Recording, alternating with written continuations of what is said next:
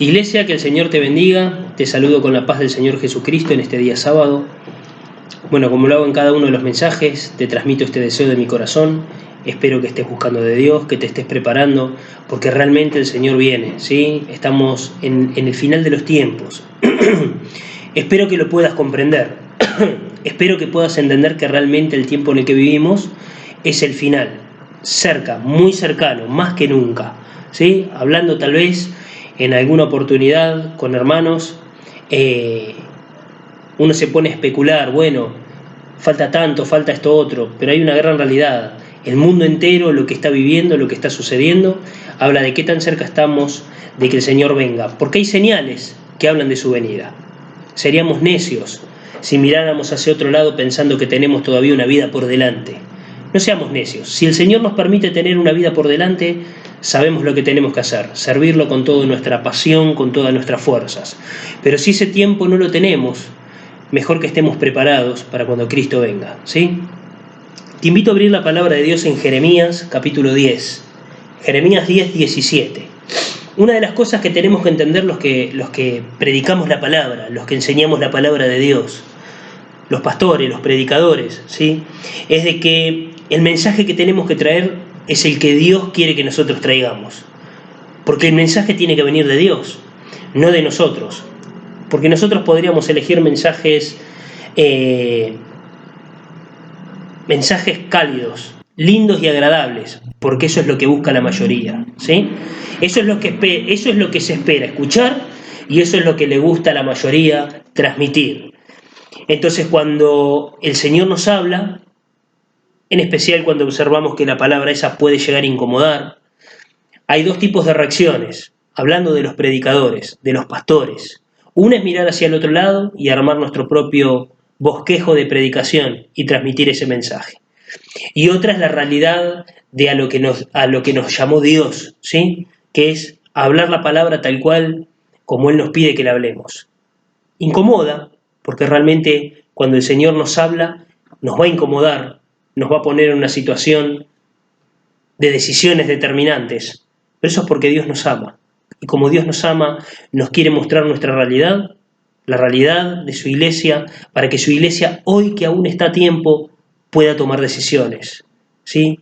Hoy estás a tiempo. Jeremías 10:17 dice: recoge del suelo tus cosas, tú que te encuentras sitiado, porque así dice el Señor: esta vez arrojaré a los habitantes del país como si los lanzara con una onda. Los pondré en aprietos y dejaré que los capturen. Ay de mí que estoy quebrantado.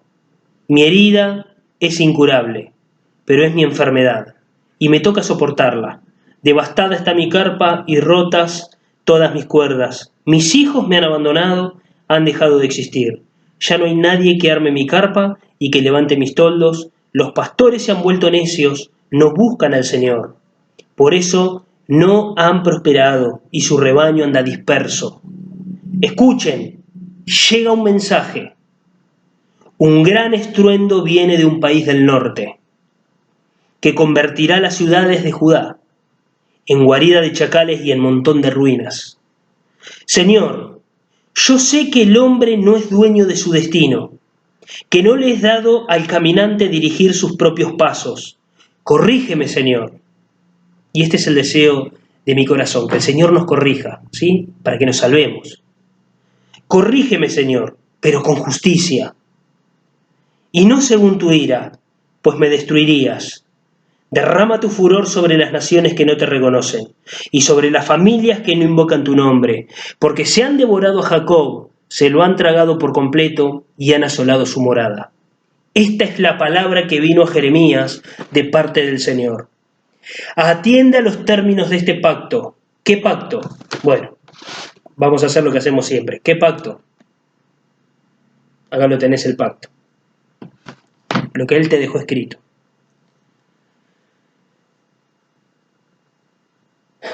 Atiende a los términos de este pacto y comunícaselos a la gente de Judá y a los habitantes de Jerusalén. Diles que así ha dicho el Señor, Dios de Israel. Lo que viene ahora es fuerte, pero si tu corazón está dispuesto agradar a Dios. Tenés que entender de que para aquellos que anhelan agradar a Dios y vivir conforme a como Dios nos dejó prescripto en este pacto, hay muchas cosas buenas. Todo es bueno. No hay, me equivoqué, Señor. No hay muchas cosas buenas. Todo es bueno. Todo es bueno. Tanto acá, en esta vida, como en la que viene. ¿Sí? Maldito sea el hombre que no obedezca los términos de este pacto. Versículo 4, el final. Maldito sea el hombre que no obedezca los términos de este pacto, que yo mismo prescribí, dice Dios, ¿no? Que yo mismo prescribí.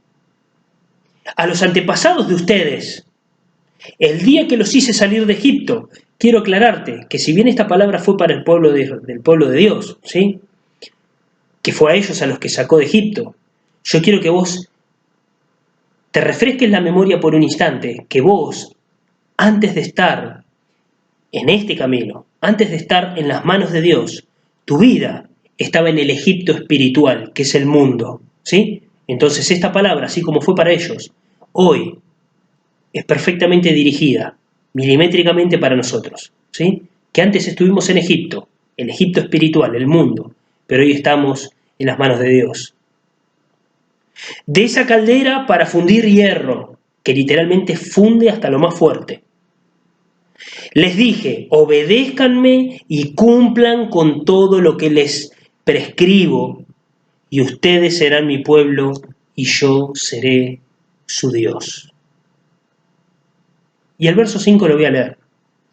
Así cumpliré el juramento que les hice a sus antepasados, de darles una tierra donde abundan la leche y la miel, como la que hoy tienen ustedes. No te olvides lo que tenés. Yo respondí, amén, Señor. ¿Sí?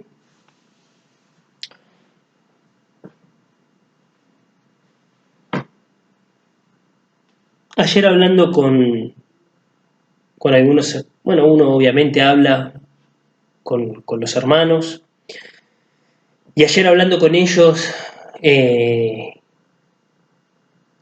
se hacía,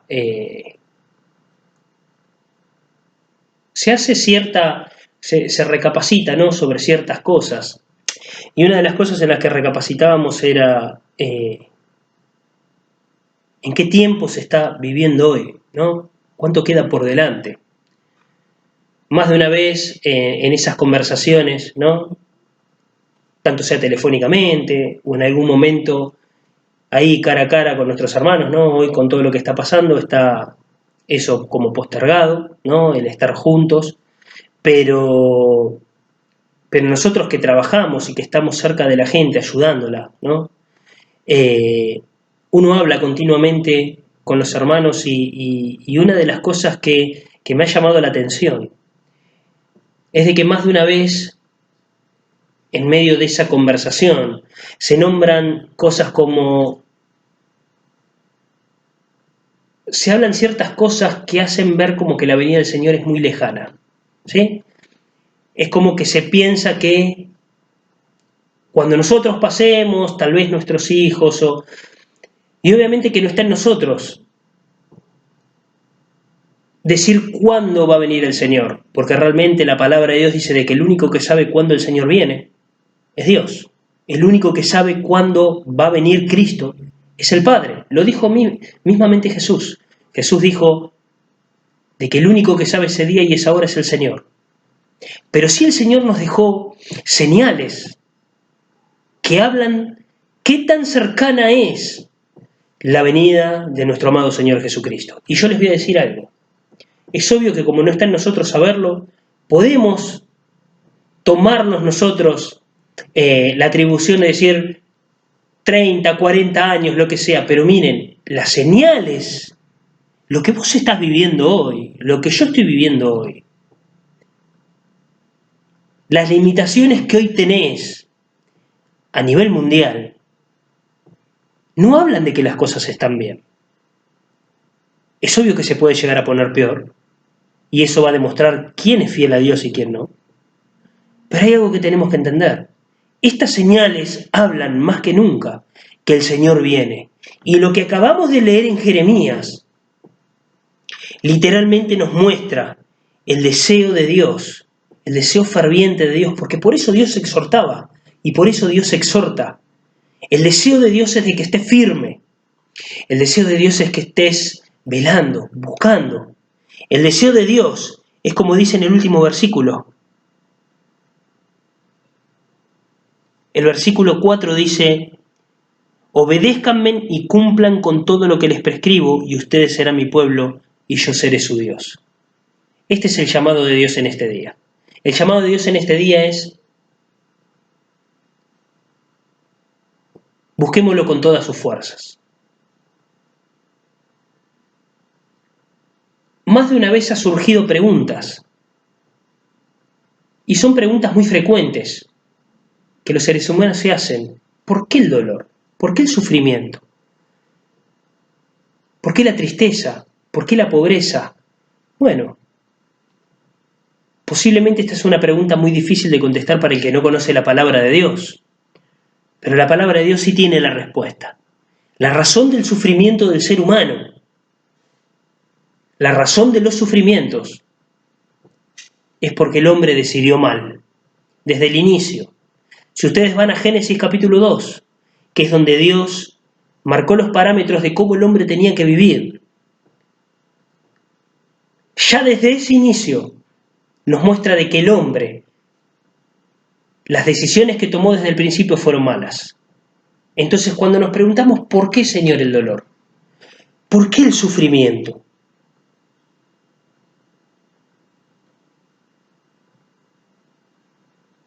¿Por qué? Porque nos hemos equivocado desde siempre, porque tomamos decisiones malas. Dios hizo al hombre perfecto, perfecto realmente, y lo puso en el huerto del Edén, y le dio libertad para decidir. Pero vuelvo a repetirte, en Génesis 2 nos muestra las malas decisiones que el hombre tomó. En Génesis 2, ahí desde el versículo 14, 15, 16, 17, habla de cómo Dios puso pautas de cómo el hombre tenía que manejarse. Y ya desde ese inicio, la historia nos relata que el hombre tomó malas decisiones desde el principio. Y por esta causa, por causa de las malas decisiones que el hombre tomó, es que entró la muerte, el dolor, la pobreza y todo lo que conocemos que duele al ser humano, justamente por esa razón entró. ¿Sí?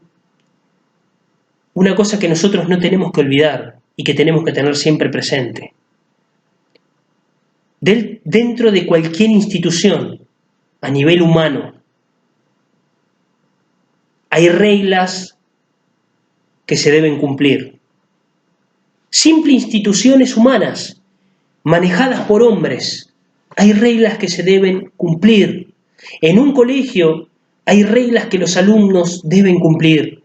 En un hospital hay reglas que los hombres deben cumplir, los médicos, los pacientes, hay reglas impuestas. En una institución a nivel gubernamental hay reglas que uno debe cumplir. En tu trabajo hay reglas que uno debe cumplir. Si nosotros, los seres humanos, ponemos reglas para que se cumplan, Dios también pone reglas para que nosotros cumplamos. Yo sé que estoy hablando a hombres y a mujeres que aman a Dios. Pero hoy Dios, una vez más, nos quiere refrescar la memoria. Porque está escrito en la palabra de Dios, de que Dios en el transcurso de la historia siempre le ha refrescado la memoria a su pueblo. El pueblo de Dios, el cristianismo moderno, el de esta época, no es que se ha olvidado de qué se trata el sufrimiento, sino que como nunca lo ha vivido, no entiende de qué se trata el sufrimiento por causa de Cristo. Entonces vivimos en una era, en una época, donde al menos en países como este, en lugares como estos, es fácil ser cristiano.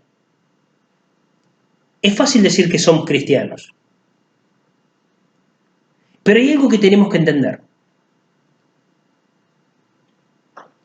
El verdadero cristianismo del que habla la palabra de Dios no es un cristianismo light, no es un cristianismo fácil de vivir. sino que el cristianismo de este lugar, de estos países, es fácil. El verdadero cristianismo, que nació allá atrás, 2000 años atrás, ahí es donde nació, es el ejemplo del cómo nosotros tenemos que andar como hijos de Dios. Y es en este pasaje que acabamos de leer, en el libro de Jeremías, en el versículo 4, donde nos dice de qué se trata agradarle a Dios. Yo mismo prescribí, dice el versículo 4, a los antepasados de ustedes, a los que iniciaron en este camino, a los que escucharon directamente ahí la voz de Dios desde los profetas, desde los hombres de Dios del pasado, Moisés, Jeremías, Isaías. Ahí es donde se escuchó esto. Yo mismo prescribí a los antepasados de ustedes el día que los hice salir de Egipto, de esa caldera para fundir hierro. Les dije, obedézcanme y cumplan con todo lo que les prescribo, y ustedes serán mi pueblo, y yo seré su Dios. ¿De qué se trata ser pueblo de Dios? ¿De qué se trata de que Dios sea tu Dios? Vivir una vida conforme como el Señor nos pide. Es verdad que desde el Edén, las decisiones que nosotros tomamos fueron erradas, porque Dios nos dio la capacidad para decidir entre lo bueno y lo malo, y decidimos lo malo. Pero también es real de que Jesús murió en la cruz, para que si nosotros entregamos nuestra vida de todo corazón a Cristo, y Cristo gobierna nuestro ser,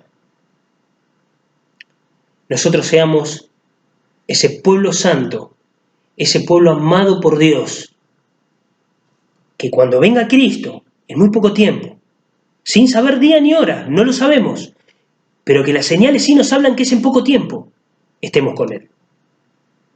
Estemos con Él. Amén. Vamos al libro de Juan en capítulo 3. Juan 3.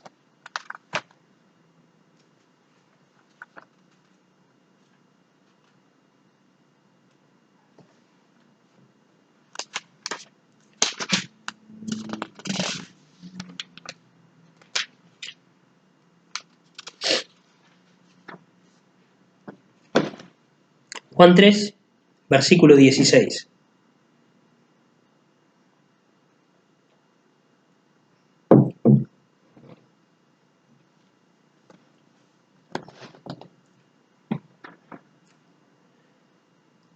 Una pregunta que yo me hago en este día y que se las comparto, ¿sí? ¿Dios fue indiferente a nuestro dolor?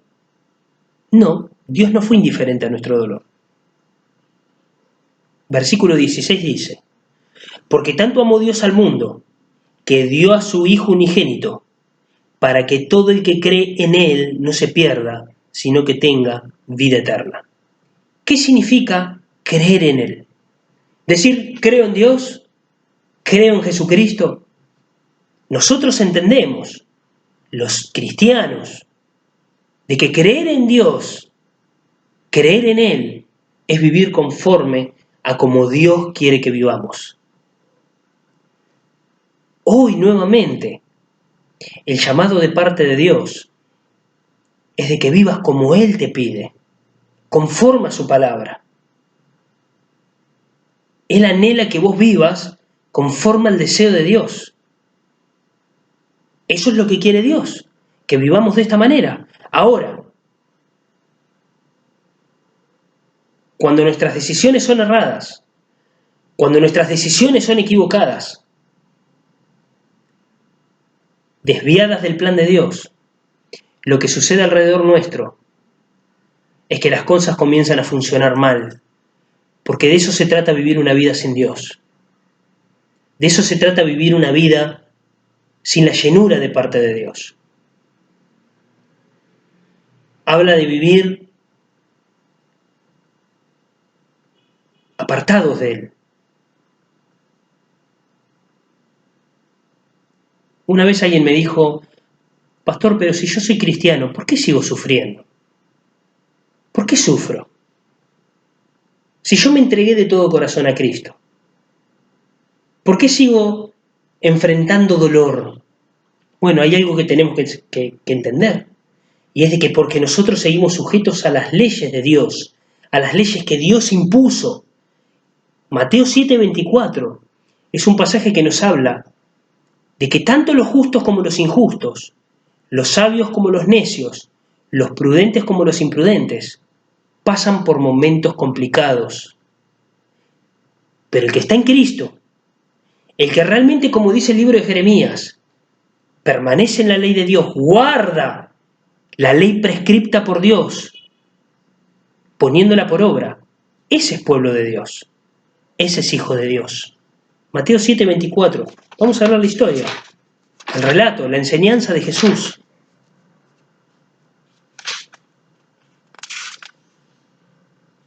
Mateo 7:24 dice: por tanto, todo el que me oye estas palabras y las pone en práctica es como un hombre prudente que construyó su casa sobre la roca. La historia famosa del hombre que construyó su casa sobre la roca. Pero no nos vamos a enfocar en dónde construyó su casa, que sabemos que esa es la realidad, la cuestión de la enseñanza, haber construido sobre Cristo. Pero yo lo que quiero traer hoy a tu memoria es el siguiente punto de esta palabra, de este relato, de esta enseñanza del Señor. El hombre prudente que construyó su casa sobre la roca, cayeron lluvias, crecieron ríos, soplaron vientos, azotaron aquella casa, con todo el dolor, con todo el sufrimiento, con toda la aflicción, con toda la prueba, la casa permaneció.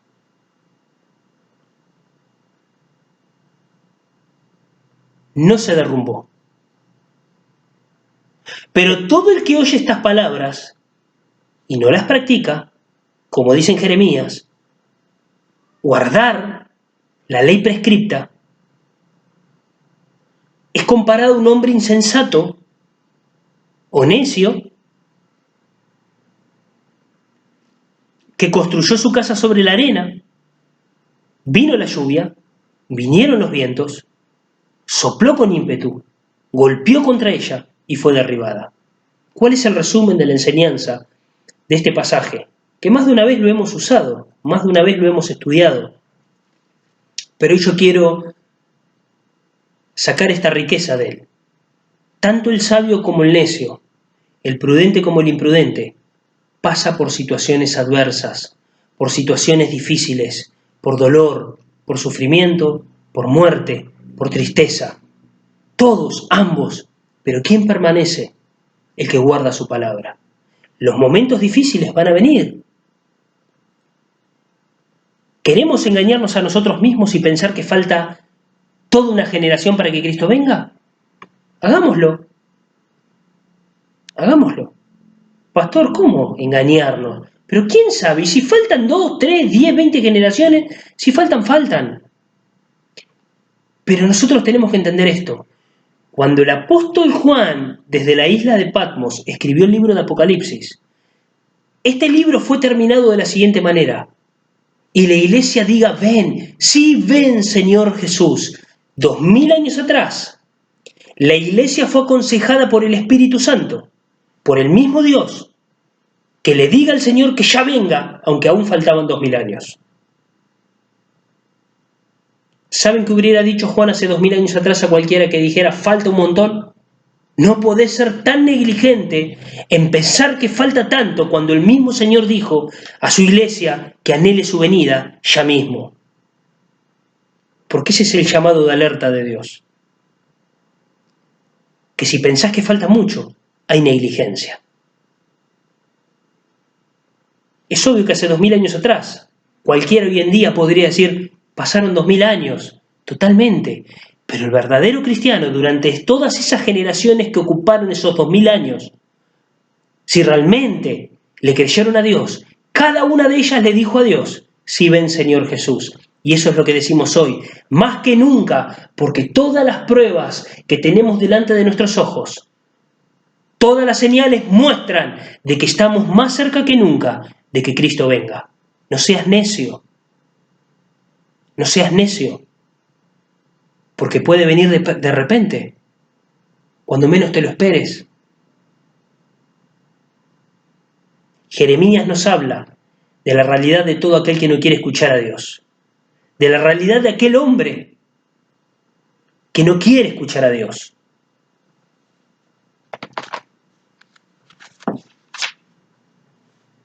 Me impacta el verso 21. Los pastores se han vuelto necios. No buscan al Señor. Y esto habla de la condición del corazón de esos hombres, que eran los que tenían que estar al frente de la obra. No alertaban. La historia de Jeremías, si ustedes la leen, es una historia que habla de que muchos habían ahí dando vueltas, haciéndose pasar por hombres de Dios, pero solo uno, Jeremías, decía que se venía lo peor. Pero cuando lo escuchaban a Jeremías le pegaban, lo encerraban, lo golpeaban, lo escupían y lo odiaban. Y lo ponían como un preso y lo dejaban al abandono. Porque era demasiado duro, porque él lo que decía no se lo quería escuchar, lo que él decía no se le quería escuchar. Pero el resto tenían su rebaño disperso. ¿Qué quiere decir disperso? No, yo los tengo a todos bien en la iglesia, no se me escapan, ¿eh? No, está hablando de sus corazones dispersos, pensando en cualquier cosa. Pero donde hay corrección de parte de Dios, el rebaño va a estar atento. Porque hay alguien que le está diciendo al rebaño que Cristo viene. Hay alguien que le está diciendo al rebaño, mirá, lee la palabra. Apocalipsis dice que vos tenés que decir todos los días, sí ven Señor Jesús. Habla de la alerta de tu corazón, del día a día. Y nunca suponer que te faltan 30 o 40 años para que Él venga. No lo supongas. Ni siquiera te dignes a suponer, ni siquiera te tomes el tiempo de suponerlo. Porque si viene en esta noche, vos vas a estar creyendo que viene en 30 años. No lo hagas. No lo hagas. No te veas como alguien viejo. No lo hicieron ninguno de los hombres de la fe que recibieron el mensaje de exhortación de Jesús. Porque todos ellos se prepararan como si viniera hoy. Todo el Nuevo Testamento nos muestra de que ellos estaban ansiosos esperando que Él viniera.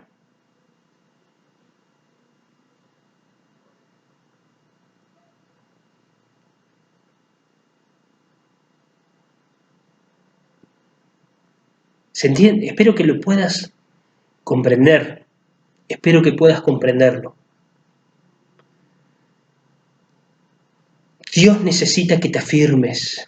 Dios necesita que busques. No podés desmayar. No es tiempo para desmayar. No es tiempo para bajar los brazos aunque venga lo que venga en tu contra.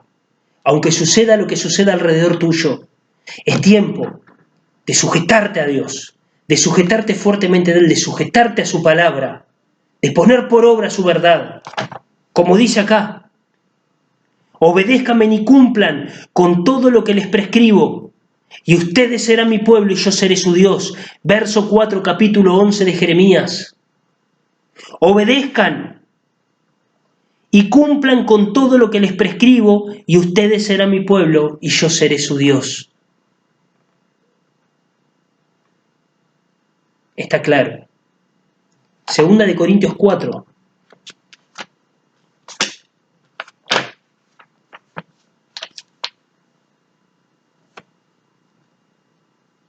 Segunda de Corintios 4 dice.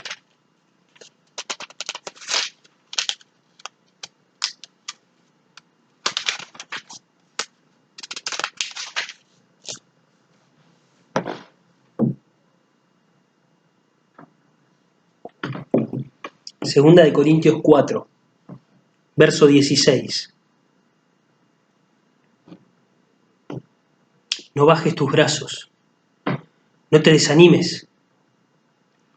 Por tanto, no nos desanimamos. Al contrario, aunque por fuera nos vamos desgastando, por dentro nos vamos renovando día tras día. Pues los sufrimientos ligeros y efímeros que ahora padecemos producen una gloria eterna que vale muchísimo más que todo sufrimiento. ¿Sí? Lo leo de nuevo. Lo voy a leer de la Reina Valera 1960.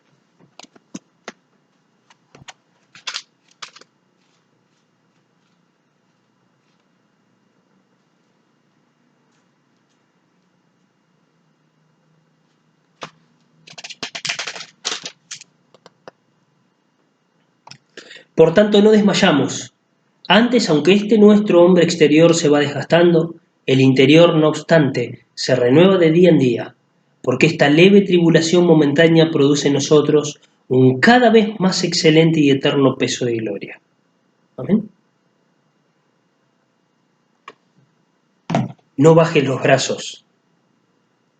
Hoy Dios te exhorta porque te ama. Hoy Dios te llama la atención porque realmente anhela y desea que estés firme. Él quiere de que si Él viene, miren, este es el deseo de Dios esta noche. En Jeremías leímos las consecuencias de los que no escuchan a Dios. Viene la destrucción, pero todo aquel que guarda la verdad de Dios, todo aquel que guarda la ley prescripta de Dios y la pone por obra y vive como Dios quiere que viva ese hombre y esa mujer, alcanzará la vida eterna. No desmayes.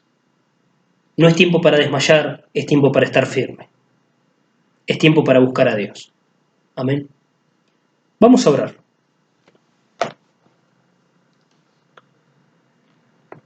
Señor, te damos gracias porque en esta noche, a pesar de que la palabra tal vez no es fácil de recibirla, sino que es dura, entendemos de que es tu amor, Señor, tu amor, Padre amado, corrigiendo como un padre corrige a su hijo cuando le ama. Siempre que me ha tocado corregir a mis hijos, es doloroso, duele, no solo a ellos, sino a mí también.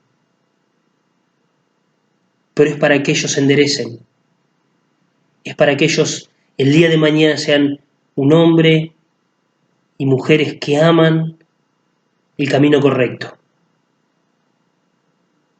De la misma manera tú, Padre, corriges al que amas.